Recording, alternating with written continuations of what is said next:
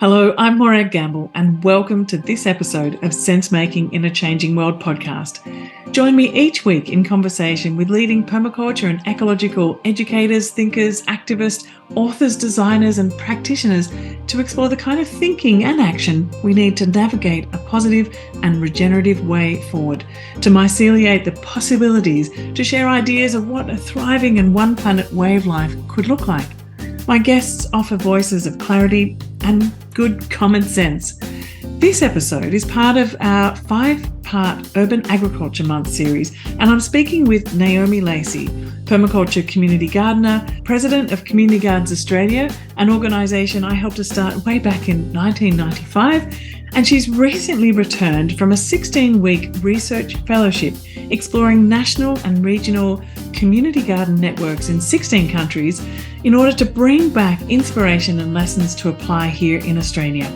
We talk about why community gardens are so important, what possibilities she saw in her expedition, both overseas and in her recent Australian community garden road trip, what's going on in the Community Gardens Australia network, how to find resources, how to start a community garden, and how to get involved. Let me begin first by acknowledging that I'm recording this episode from my hand-built solar-powered studio here on beautiful Gubbi Gubbi country. I'm surrounded by my permaculture design gardens in a permaculture eco-village. The Sense Making a Changing World podcast is a project of the Permaculture Education Institute.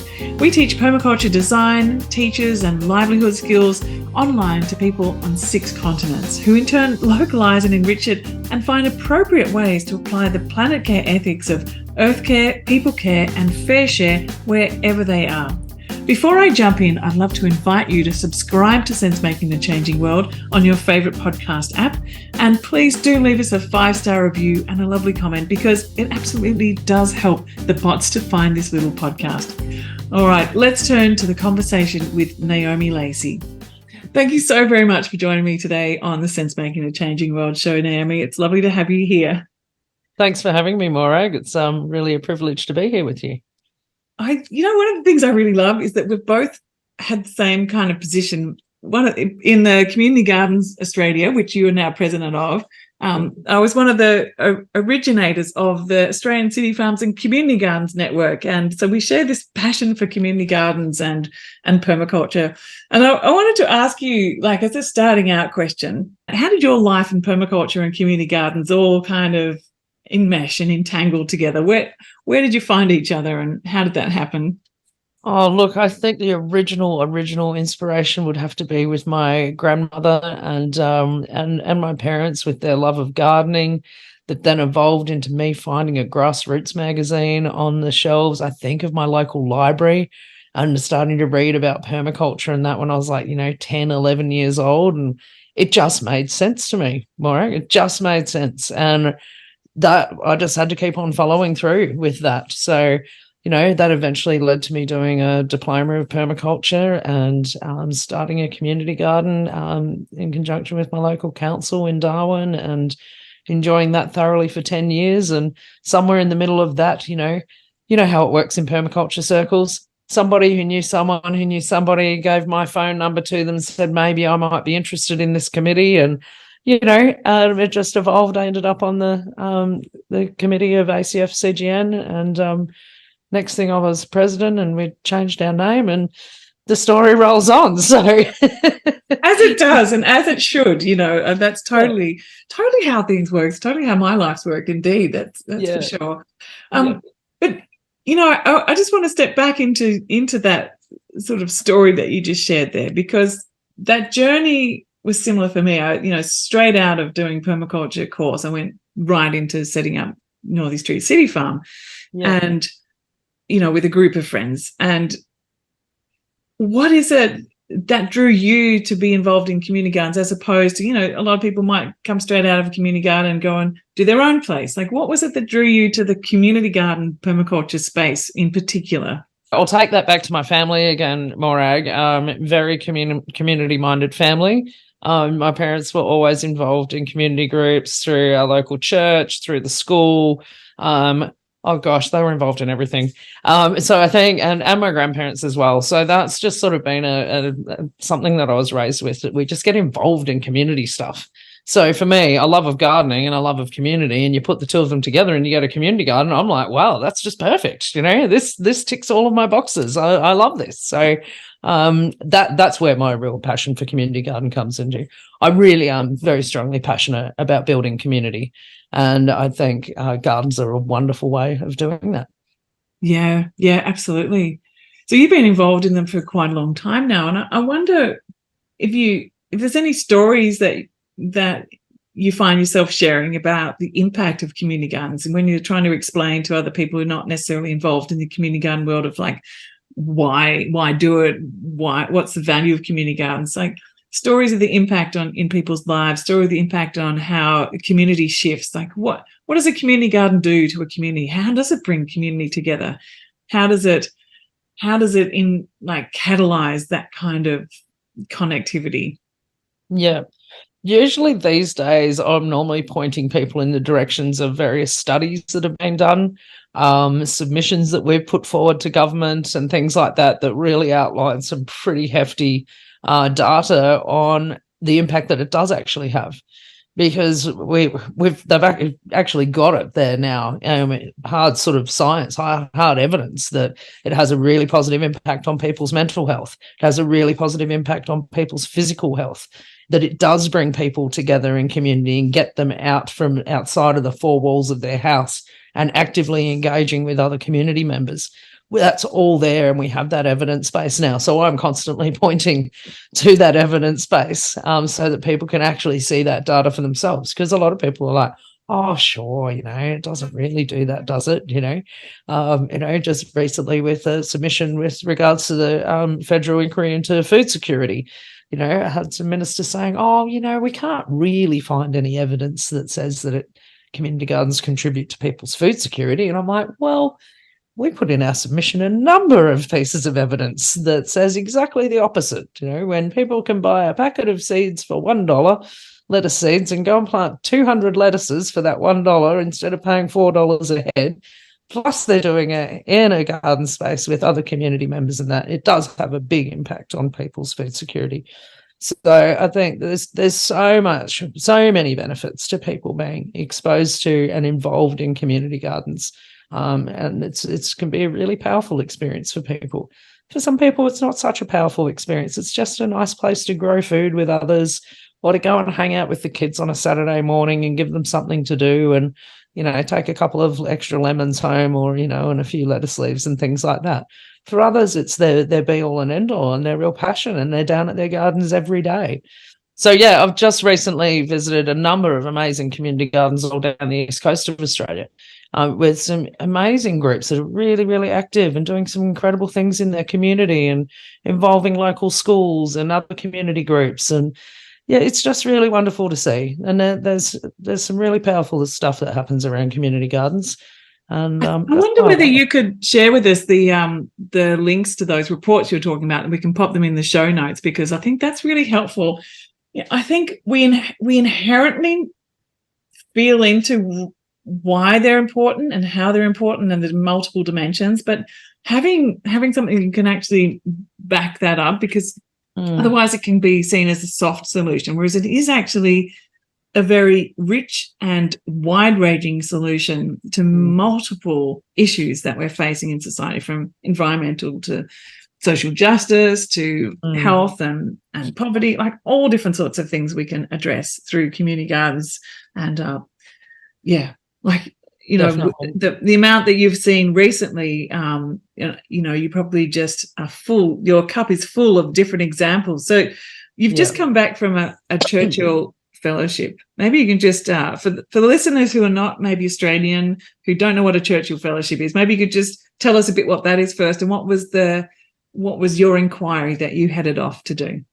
Yeah, so the Churchill Trust offers fellowships to usually about 100 Australians every year.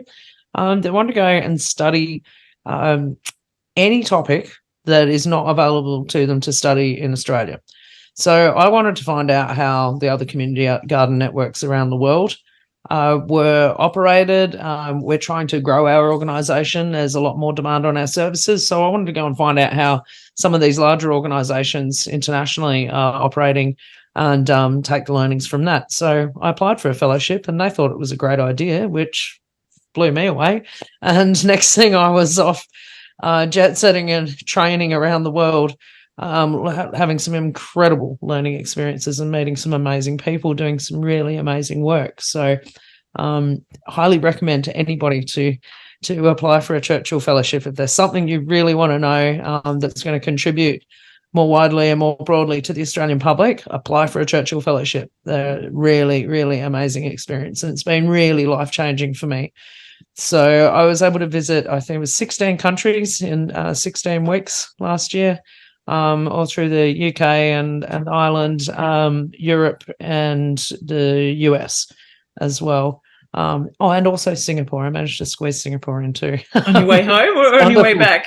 Oh, I'm so glad I got that on my way through. I thought, I've got 24 hours here. I'll check them out. And they've got one of the most incredible community garden networks anywhere in the world. So 1,600 community gardens in one city, all government supported and funded and stuff. It's really, really wonderful. So, yeah, it was an incredible experience, and I learned so much. So, yeah, it's amazing, and I would second that. Yeah, tap into the Churchill Fellowship network. It's just amazing, and also dive into the research that's there, because every single Churchill Fellow writes up a report of what they discover, what they think is going to be useful back into the Australian public. And so your report's available there. I can link to that, and anyone else who's done any research about interesting things. There's a lot of community garden particular work and community food forests. I know Gav Hardy, he's up there as well. So I'll put a few links below. But so 16 countries in 16 weeks, that's phenomenal. I wonder, there's so many different stories that you could tell, but what was some of the ones that just stood out for you as being like, oh my gosh, this is possible? You can do this? Like, I never even, something that just blew your mind. Kakosa in the Czech Republic. Amazing organization started by two incredible women that wanted to provide employment opportunities for people with mental health issues, but wanting to get them back into the community. And these two women also happen to have a passion for community gardening and food growing. So they brilliantly mesh the two together and have a workshop where they provide employment for usually around about 10 people with on various aspects of mental health issues. And in that workshop, they are building composting units and insect hotels and planter boxes and all sorts of wonderful things that then go out and get put into the community. And that, as the remainder of the business, they run composting workshops all around Prague and broadening out into the Czech Republic further. They are teaching corporates a lot on how they can manage their waste, and that they could be providing food for their workers and stuff through community gardens. They have worked with supermarket chains, building community gardens next door to the supermarket, where people are getting provided with jobs working in that garden that is then providing food to the supermarket for sale. You don't get much more local than that, out of the garden onto the shelf next door. Really, really amazing stuff. And they operate under a very flattened structure with a teal management system, which just blew me away. All of their staff loved working there. They said it was very challenging, their work, because operating under that sort of management structure, you don't have a boss telling you what to do every day. So it takes a certain type of person. So when you said that, did you say a teal management structure? Teal management structure. What does that mean? So basically, it's a very flattened structure where there's no real bosses. Everybody is in there together. It's very peer-led. You have to perform, because if you don't, you're letting your teammates down. And that's the same in our normal sort of hierarchical management structures that we have. You will be letting your teammates down, but the onus isn't really on you. It's more on your manager that's not keeping an eye on you. Whereas under a teal structure, you're right there. Everyone's in the room together. And I've never been in an office environment quite like it. there was dogs running around because there's a couple of dogs allowed in every day, so they have a little roster on who can bring their dogs in. There's children allowed in, partners and so on. It's a very free-flowing office, and these guys are growing at 25% a year. It's just huge. They're having some massive impact. So that was probably one of the most mind-blowing visits that I had, that really gave us some strong ideas about how we can manage Community Gardens Australia going forward, and what sort of structures and systems we'd like to see in place. And I also love Denver Urban Gardens in Colorado. Before you go on to the Denver one, so that project in the Czech Republic, you're talking about being more of a social enterprise as opposed to an association, which is what it's been before in Australia. So it's really shifting the model into something that's far more, in a way, creating enterprise, creating opportunities, reaching out further, rather than being sort of responsive and just networking kind of organizations. Is that very much so. Very much so. No, well read. And most of the organisations that I did visit with, even ones that were quite different to Kakosa, all moving towards a social enterprise type of model, because the grants systems in all countries are just getting harder and harder for organisations to manage. They take up too much time, too many resources, and are too restrictive with what you're allowed to do and not do with it. So a lot of them gives the autonomy back into the community organisation itself. Great. Yeah. So tell us about Denver. Sorry to interrupt you. Oh, no, Denver again. They're the same deal, just really amazing social enterprise sort of model. It's the one organisation that actually runs all of the community gardens, so to speak. They're not, the gardens themselves aren't individual associations like they are predominantly here in Australia. We do have a very similar model running in Canberra.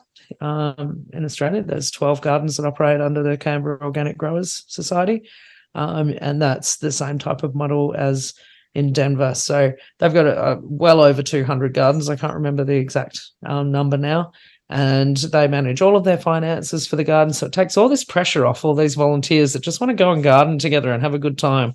So they have their own little, committee for each garden, as all community gardens do, but they don't have to worry about the finances. If they need mulch or whatever, they can just send an email or make a phone call, and we've got organised this, and Denver Urban Gardens, known as Doug will pay the bills and keep them informed, make sure that the membership fees are paid by everyone every year. And it's just a really, really interesting model. So we've got Linda Apolipsius, who's the CEO from Denver Urban Gardens, actually coming to present at the Urban Agriculture Forum and Community Gardens National Gathering in Sydney in a couple of weeks' time. And she's joining us on this podcast very shortly. Brilliant. Yeah, no, and she's just fabulous, really, really inspirational woman. So running that. So yeah, you'll enjoy having a chat. Yeah, I look forward to that conversation. So this is really exciting because, I guess what you've seen as well over the years is some of the key challenges that kind of hold back the flourishing of the community garden movement. And it is that sort of, trying to compete for grants. It's about trying to get enough people to be involved that, get some kind of, I guess, financial reward, that there's jobs in it, that you can really throw your life into this and it be something you do as community servant, but also can be getting some income back, but also taking off the pressure of having to organize everything all the time. That's a lot of pressure, isn't it, for small community-based volunteer organizations to do that. I mean, the freedom of just being able to go, okay, well, we have this budget. All we've got to do is just work out how we're going to spend it, and Doug will pay for it. Holy moly, that's that's revolutionary, really. Yeah, it's pretty amazing, isn't it? Yeah. So in terms of so I'll let the Doug coordinator tell me more about Doug when we get there. But there's lots of different national networks and regional networks that you came across. Was there sort of a common thread that you noticed, the ones that were working really well, or some of the key challenges that you noticed that many are experiencing as like some common threads that you noticed across the board? Yeah, definitely. In that it's no different at all to what we have here in Australia. In the inner urban, right in the heart of our cities, are where the most active and most involved in terms of participants and participation is always in the heart of our cities. Once it moves out to the suburbs and a bit beyond, is where gardens tend to struggle a little bit more with membership, with getting people involved. It tends to be much smaller groups.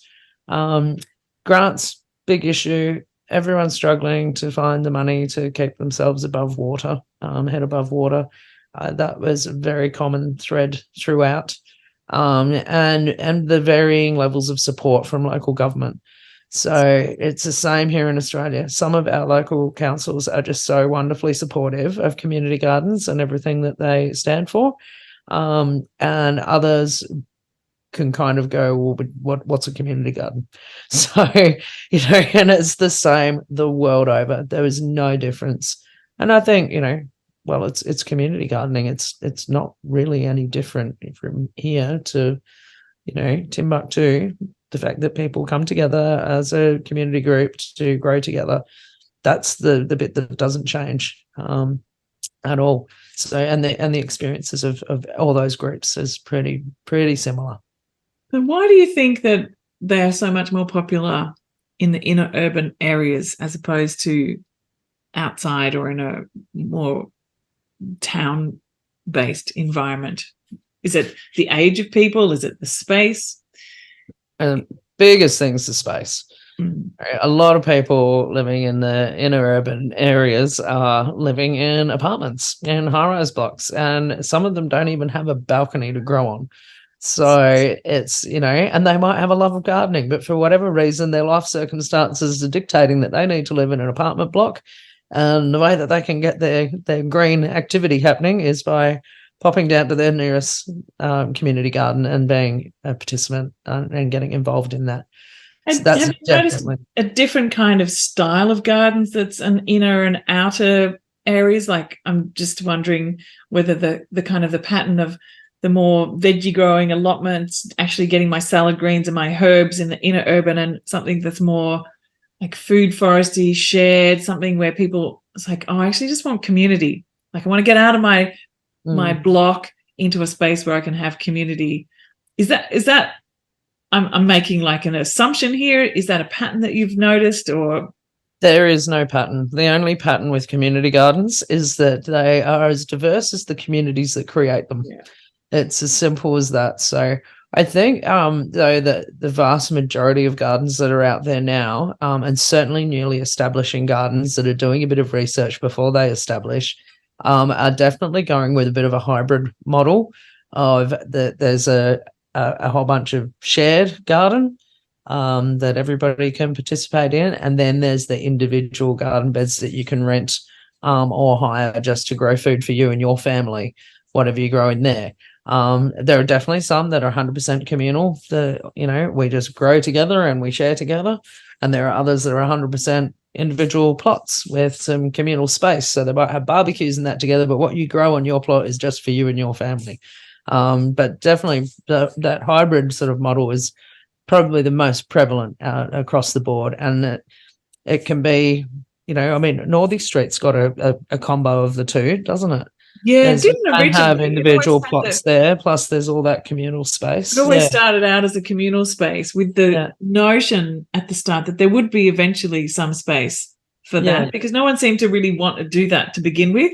But over time, as the cities become more dense, that's become more of a need, I suppose. Urban in Brisbane is very different from urban in a Sydney, for example. Exactly. Or Singapore, for that matter. Yeah, that's right. So you're absolutely right. There's that they are all diverse, but I think it's really helpful, though, isn't it? Like, for community gardens if you're thinking of starting a community garden, to go on a bit of a expedition and go and see what other gardens are doing and get a sense of what's possible. So, talking about what's possible, when you were going around visiting all these amazing places and projects, what did you pop into your possibilities jar for thinking about what could be possible back here in Australia?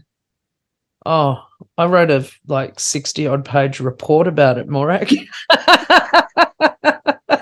All right, well, maybe some of the top, maybe. Well, let's go top and bottom. Like, what's your stretch goal of thinking if everything went right, we could do this as a stretch goal, or what's some of the low hanging fruit possibilities that we could just kind of add in as quick as we could? Yeah. Look, there's so much. There's so many things that we've already incorporated into our strategic plan with Community Gardens Australia that's already happening. Just about getting out there a bit more, exposing ourselves, getting better presence on online, social media, things like that, making our resources more accessible on our website. Because I saw some incredible resources out there as I went around. And they're the number one thing that gardens are out there looking for, and people that are wanting to establish a new garden. So just trying to make them as simplified and as accessible and brilliant and applicable to all different situations. As we were just saying, inner city Sydney, as opposed to a community garden in Wagga Wagga, it's going to be very different requirements. So we need our resources to be as broad and all-encompassing as we possibly can. So that was probably one of the big take-homes. I'm trying to condense it all in. I think just some of the fundraising opportunities and the social enterprise models, so that we can try to not just for ourselves as an organisation, Community Gardens Australia, but also for community gardens themselves, to be able to steer away a bit from that reliance on grants. It's really, really hard, and a big thing is it's made me even more passionate about wanting to drive forward some change with policy but more importantly, I should say, support from like our health department. We have the Men's Shed Association, is funded really, really well by the Federal Health Department. Yet there's no funding coming from that same department for community gardens. Men's Sheds only impact on men and male mental health, whereas community gardens impact on everybody. There's no age restrictions. There's no, gender restrictions or religious restrictions or any of that sort of stuff. And we'd like to see that sort of thing happening. So it's probably made me 10 times more passionate again about wanting to really have that sort of impact, because I was as shocked as can be when I arrived in the US to find out that during COVID, like right at the start of COVID, community gardens were recognised by the federal government as an essential service. But here in Australia, we couldn't even get a response from federal members with regards to that. We were asking, and a whole bunch of partner organisations, we wrote to everybody and we were calling and, hey, you need to recognise our gardens as essential services. It's safer to go there and pick your lettuce than it is to go to the supermarket and catch COVID. And nobody responded. Yet the US, of all crazy governments in the world, sorry, that's sort of my bias there saying that, but, they recognised that immediately and said, of course you can go to your garden and pick your fruit and vegetables. That's really important. So that just makes me want to, really push home the importance of these places with our governments. Do you think that has a lot to do too with the greater level of divide in society in the States, and perhaps the kind of use that the gardens have there? Like, gardens are, really addressing food deserts, and there's been a lot more around food policy. There's a lot more backgrounding work that's happened in the States, a lot more food policy organizations and really addressing community through that as a strategy. And so perhaps it's just that depth of time of that going on in the government, do you think? Yeah, I think that's a very strong possibility, because it is a very different landscape over there, that's for sure. It's if you haven't experienced that, particularly in the deep south, and that it's a very, very different place to Australia.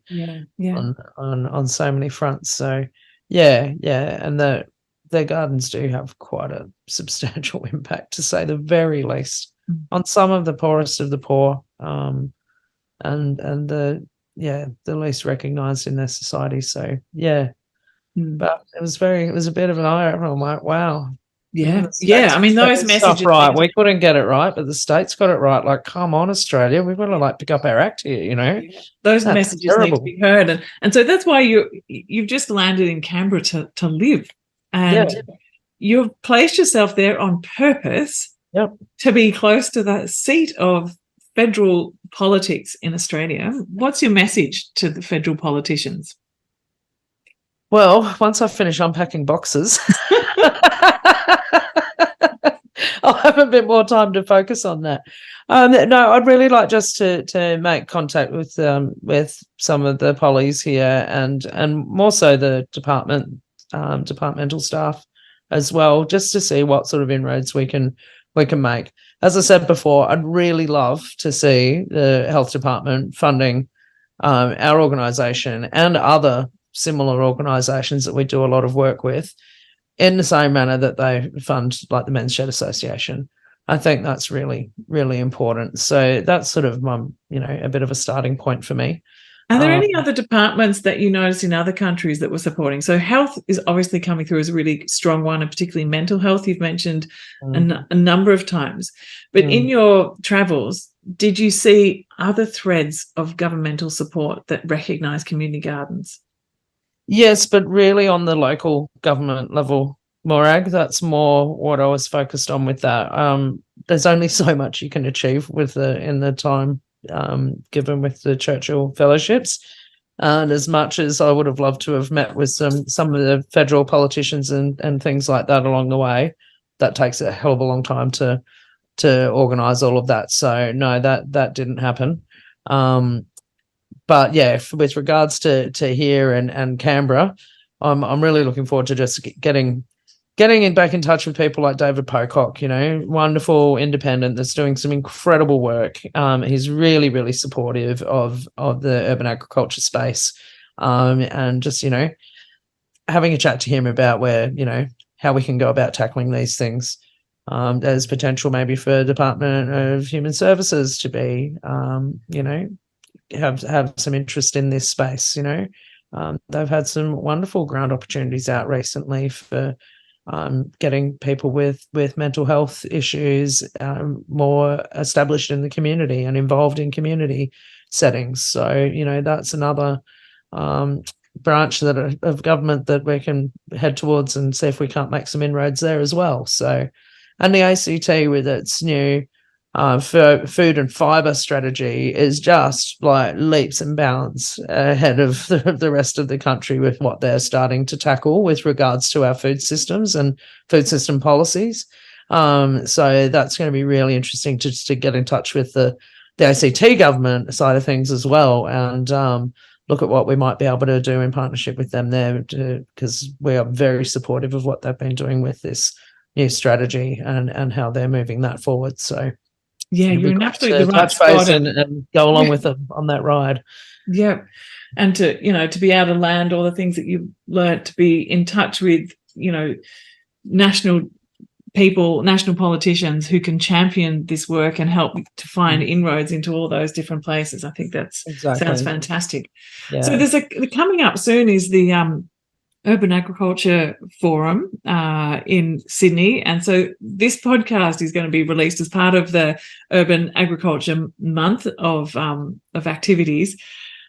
What's going to be, how's Community Garden Australia going to be presented there? You're one of the key partners of that event. What's the invitation for people to get involved in Community Gardens Australia, and how you're pitching yourself back to the national community? Yeah, so this event coming up in Sydney, the 17th to the 19th of November, Morag, is going to be spectacular. So we decided to, instead of holding our Community Gardens National Gathering as a separate event to Sustain's Urban Agriculture Forum, we decided that the two of us organisations, let's just join it all together and have one big super event. We've got like something in the vicinity of 70 speakers. We've got Costa Georgiadis is going to be hosting the whole event. We've got Hannah Maloney and Clarence Slockey also from Gardening Australia that are going to be along. Linda from Denver Urban Gardens that I mentioned, and we've got Rebecca Siebert from the city of Dallas that are doing amazing things over there in Texas. we've got people from Singapore and all over the place, plus all of these wonderful practitioners here in Australia that are going to be speaking over the 2 days. And then we've got a third day on the Sunday, the 19th. We've got amazing tours of urban agriculture sites around the Sydney region. So you can come visit other community gardens and city farms, down to the Illawarra to go and visit some amazing orchards and food growing places down there. So it's going to be 3 days of amazingness. I highly recommend for anybody to jump online and grab some tickets to that. There is an online option as well if you can't make it in person. So you can get those tickets at uaf.org.au, so Urban Agriculture Forum, or you can go to the Community Gardens website and there's links there as well, communitygardens.org.au, and you'll find out everything that's going on. And then, as you mentioned, this whole event is actually our flagship event for Urban Agriculture Month. So we are doing amazing things across the board with regards to community gardens, but Urban Agriculture Month is like a month of celebrating all of the wonderful urban agriculture enterprises, businesses, community gardens, anything to do with urban agriculture whatsoever. If you're growing food in our cities, that's what we're talking about. So we're encouraging all people that are involved in that space to hold events and sort of get the word out there, let other people know what's going on, show people where they can go and buy local food or where they can go and grow their own local food or be a part of a community supported agriculture site that's close by to them and have their box of beautiful fresh veggies delivered every week. So you can find out heaps more about Urban Agriculture Month at uam.org.au as well. And as Morag, you said earlier, you put all of these links in the show notes for people to be able to find. But we're going to be holding our first ever National Community Gardens Day as well on the 26th of November. So we're encouraging all the community gardens around the country to just open their gates and welcome people in and show everyone what they're doing and, you know, maybe inspire a few people to join them or start their own garden. But yeah, just a day to celebrate all the wonderful things about community gardening that, you know, those of us that have been involved know so well. It's a really wonderful experience. Yeah. So yeah, busy month this November. It's so busy. There's a lot going on. So just to recap, for if you're wanting to find out where any of those who are listening, if you want to find out where all these things are happening, just visit the links that are down below. And also, if you go to the Community Gardens website, you can find your local garden. You can find a whole lot of resources there about how to start gardens, how to get involved, all of that. I wonder whether there's like one, you know, call of action in terms of ways of better supporting the national network as a whole, as opposed to what you can do in your local community. What would you like to invite people or organisations to do to support the work more? We would love to have some more people on board as state coordinators for us. It's not a massive role, but we're missing. We've got a few gaps in the states, and as a national board that's trying to, you know, be a representative organisation for all community gardens, we really want to know what's happening in each state and territory. We need people in those states and territories to feed that information through to us. And vice versa. So, you know, if we have great stuff going on, we can feed that back down too. So if you're in Adelaide or WA or the NT or New South Wales, we would love to hear from you so that we can build up that network. You'll get amazing opportunities to spend time with your fellow coordinators and learn from them. So that would be something really wonderful.